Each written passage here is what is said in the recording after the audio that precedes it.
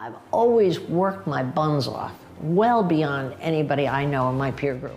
So many people in today's world believe that failure is the end-all or be-all of their success. That is completely and utterly false. So many people have failed, and that's a great thing for them. So many successful people have claimed that their failure is the greatest reason of why they have become successful. They've learned so much through failure. You can too. Every time you fail, you should not beat yourself up. You should take it as an opportunity to learn and grow and discover something new about yourself and whatever it is that you're working on. So overwork is definitely the number one thing. Once you come back from failure, you're going to feel so motivated and so fired up about pursuing your goals and your dreams because you know that no matter how hard your circumstances get, you'll be able to rise up to the challenge and conquer the day because you've put in all that time and energy and effort and discovered a way to come back from the fall. You're going to rise up to the challenge every single time because you know if you fail and you give up, then everything you've done is an absolute waste of time. But if you fail and you decide to keep pushing forward and keep moving at a fast pace as hard as you can, you eventually will become successful because the people that give up are the ones who are truly failures at life. Great idea for a business. The first thing you should do is get it out there.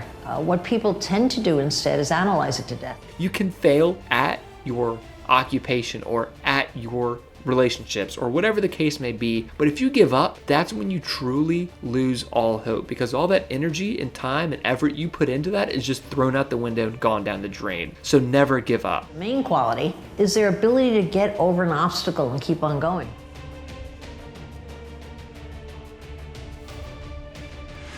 When I was a kid and was such a stupid kid in school, I was made to feel stupid. I learned shame in the classroom, reading out loud. What a wonderful background to be an entrepreneur. You know what I learned by the time I got out of that goddamn schoolhouse, which I call jail? You know what? I have the right to make a place for myself. I think the most underestimated quality in all entrepreneurs that I don't underestimate at all, because it's the main quality, is their ability to get over an obstacle and keep on going.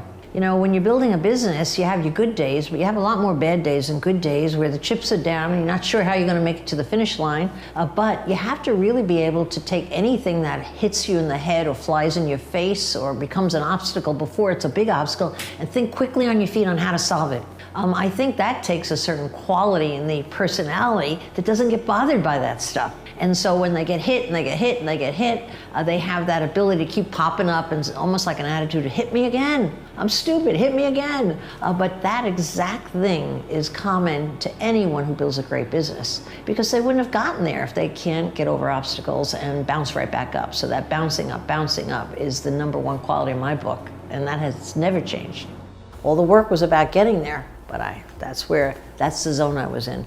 If he could sit at my counter. And that was my first lucky break because he offered me a ride home and became my boyfriend. Ray loaned me $1,000 to start my business. He took 51% of the stock. After all, he was the financial partner, he explained, and I was the working partner and I took 49%, and I started a small rental brokerage company in New York City, and that was the beginning of Corcoran Simone, my first business. That business I built for 7 years with Ramon, and it was going so well. We had 14 salespeople. I had moved in with him by then, much to my parents' dismay. I was disowned from the family. They're very religious and very proper in every way. Almost 7 years to the day, and announced to me that he was going to marry my secretary. I just couldn't believe it. I thought it was some idea of a bad joke. Only the day before, I loved Tina, the secretary, who was really secretary, both of us, and within that split second, I hated her. The best advice I ever got was reverse advice, which was someone who said I wouldn't succeed. And it was the best for me, I should say. And that was my boyfriend / business partner who left me to marry my secretary after I was in business with him and living with him for 7 years. And he told me on the way out the door, because I left finally when I had the courage and started my own business all over again. And he said I'd never succeed without him. I tell you, the best advice. An insult. I think I used that insult to build the rest of my career on the back of that insult. Fueled me when I couldn't find fuel in other places. So be careful. Women are vindictive. I got even. I got successful. In the first 5 years of building my business, I was hyper-focused, laser-focused. Had it in my mind on day 1, had it on day 2, I had it on day 14, and it never left my mind.